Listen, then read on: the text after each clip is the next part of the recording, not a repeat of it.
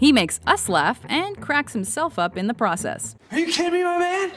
It's going fantastic. We're doing so great. Thanks. I needed to hear that. Welcome to WatchMojo.com. Hi, I'm your host, Jimmy Fallon from Late Night with Jimmy Fallon. And today we'll be learning more about the life and career of Jimmy Fallon. James Thomas Fallon Jr. was born September 19, 1974, in Brooklyn, New York. As a child, Fallon took up the guitar and became an impressive impersonator by mimicking Saturday Night Live skits. In school, he was labeled most likely to replace David Letterman. After switching majors from computer science to communications, Fallon dropped out of college in 1996 to follow his comedy dreams in LA. In California, he joined the Groundlings improv troupe and practiced stand-up. He made his first TV appearance on the sitcom Spin City in 1998. There you go. That'll be $45. But soon, he was back in his home state, fulfilling his childhood wish to try out for Saturday Night Live. During his audition, Fallon did what he does best: impressions. How you doing? Here we go. My mom always told me to get a lot of, how you doing? To get some exercise. And so she used to say all the time, she'd say, why don't you go to the store with your mother? And I would say, why don't you shut up? The show's stone-faced creator Lorne Michaels found him laugh out loud funny and brought him on for the 98-99 season alongside Will Ferrell, Tracy Morgan, and Molly Shannon. That year, Fallon also co-wrote a book with his sister called I Hate This Place: The Pessimist's Guide to Life. It wasn't long before Fallon was considered a breakout star due to his energetic performances, pitch-perfect impersonations. You're just joining us? Yes, these are my real shoulders. Jerry, what are you talking about? I love the Gap. Clever musical numbers, and charming good looks.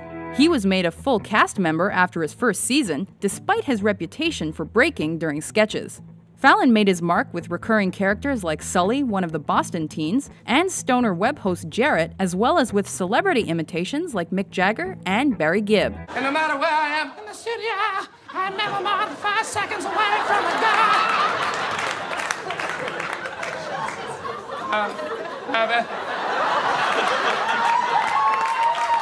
In 2000, he became the sometimes cocky, sometimes goofy foil to the more serious Tina Fey as co-anchor of Weekend Update. Details magazine claims that since the 1940s, a secret list has been kept of which famous men have large penises. I'll tell you one celebrity you won't see on the big penis list, Mr. Jimmy Carter. I was going to say Jimmy Carter. Oh, sorry, I didn't know that. During his time at SNL, Fallon brought his animated comedy to a wider audience as host of multiple MTV award ceremonies. He showed glimpses of dramatic skill as Stillwater's manager in 2000's Almost Famous and on the World War II miniseries Band of Brothers. George Rice, 10th Armor. Good work, son. You got any more mortar rounds, sir? We're real short. I'll try to make another ammo run if I can, but don't count on anything. In 2002, Fallon put his stand-up skills on tape to release his first comedy album, The Bathroom Wall, and this earned him a Grammy nomination the next year. Also in 2003, Fallon appeared in the Woody Allen bomb, Anything Else. Despite this setback, Fallon chose to leave SNL in 2004. I'm going home.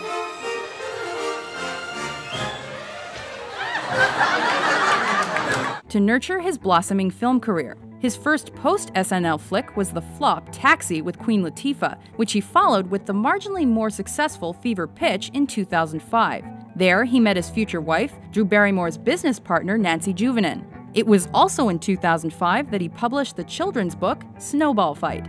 Fallon then chose to mostly avoid the spotlight, but he appeared in 2006's Factory Girl, lent his voice to a couple of animated features, and showed off his dance moves in a Pepsi ad. He continued making the comedy club rounds, and soon his efforts turned altruistic when he wrote the song Car Wash for Peace in 2007. Let's have a car wash for peace. There's trouble in the Middle East.